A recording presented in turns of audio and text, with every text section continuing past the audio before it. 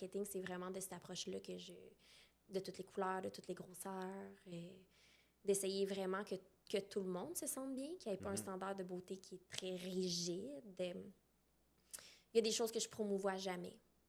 Tu sais, quand on parle d'acide hyaluronique, d'injection dans les lèvres, les pommettes, ces choses-là, tu sais, même si on en fait ou on en faisait au salon, dans le fond, jamais je ferais de la promotion pour ça. Jamais je mettrais une fille avec des petites lèvres, puis après ça avec des grosses lèvres.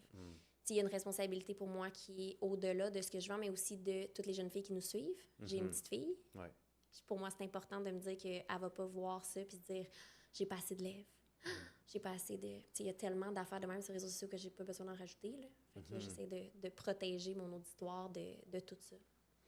Est-ce que tu penses que des fois, les entrepreneurs, en général, réfléchissent pas assez à leur offre et l'intégrité de ce qu'ils font, puis ça les empêche aussi de faire tout le reste correctement? Parce qu'on dirait que toi, t'as tellement filtré que tu as ultra confiance en ce que tu offres, puis j'ai l'impression que ça te donne le vent dans les voiles. Oui, parce que mes clientes sont fidèles aussi. Okay, tu sais, quand tu as fait affaire avec quelqu'un qui a jamais essayé de t'arnaquer ou de te mettre en danger, puis qui te dit la vérité. Fait que, pour moi, l'argent, c'est pas un motif. Fait que je pense que c'est la grosse différence. Souvent, les gens sont entrepreneurs, puis la plus grosse motivation qu'ils ont, c'est l'argent.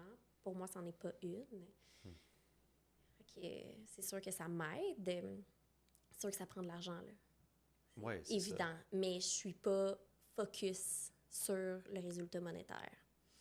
Fait que ça l'aide. Mais oui, et effectivement, le problème avec beaucoup d'entrepreneurs, beaucoup d'entreprises, c'est qu'on pense aux résultats. On va pas penser à tout ce qui va se passer, puis on va penser à toutes les conséquences que ça va avoir. Je veux dire, tu peux pas commercialiser quelque chose, en vendre plein, puis pas t'informer sur les répercussions que ça va avoir sur la santé des gens. Mais dans le fond, c'est plate, mais dans l'industrie de la beauté, tout le monde s'en fout.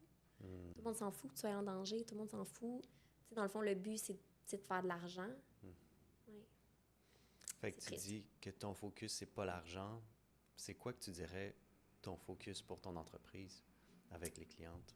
De protéger les femmes puis que les femmes se sentent bien, qu'il y ait vraiment un safe place. Puis quand je dis safe place, c'est d'être ce qu'ils ont envie d'être, de pouvoir utiliser les produits sans être mis en danger jamais, d'avoir des techniques, puis des techniques qui ne sont pas dangereuses, mais aussi d'avoir la vérité, d'avoir l'heure juste.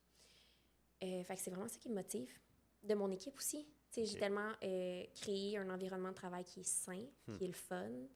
Mes employés, je les adore. Ils s'aiment tous entre eux, puis c'est vraiment beau à voir. Fait que, même quand c'est dur, même quand je me dis « aïe, c'est lourd, c'est dur, ce mois-ci, c'est plus raide, il y a des mois plus faciles, des mois plus durs », je les regarde travailler ensemble, puis je me dis comme... j'ai vraiment réussi à créer ça. Ce climat-là de sécurité, autant pour mes employés que pour mes clientes. Puis pour moi, c'est trop important pour lâcher. Fait que c'est ça qui me motive le plus. C'est pas tant l'argent. Comment tu penses que tu as créé cette énergie et cette ambiance-là au salon? Avec beaucoup d'erreurs. Ça n'a pas toujours été comme ça. Ça n'a pas toujours été un climat sain. Ça n'a pas toujours... Moi, j'ai grandi en tant qu'entrepreneur. Moi, je me suis développée. Mais je pense que c'est vraiment de rester centré sur ses valeurs. Puis qu'est-ce que la personne que tu as envie d'être. Tu sais, dans le fond, la personne que j'ai envie d'être, elle aide les gens, elle est honnête. Puis dans chaque décision que je prends, je pense à cette personne-là. Tu sais, je pense pas à le chèque que j'ai à faire, je pense pas à l'argent que j'ai à faire, puis à tout ça. Je pense tout le temps à la personne que j'ai envie d'être, la version de moi que j'ai envie d'être. C'est quoi sa décision à elle? Qu'est-ce qu'elle se dit? Tu sais, si elle n'a pas tout ce stress-là financier, elle prend quoi? Fait que mes décisions sont tout le temps en conséquence de qu'est-ce que je veux être, qu'est-ce que je veux pour mes clientes, puis qu'est-ce que je veux pour mes employés.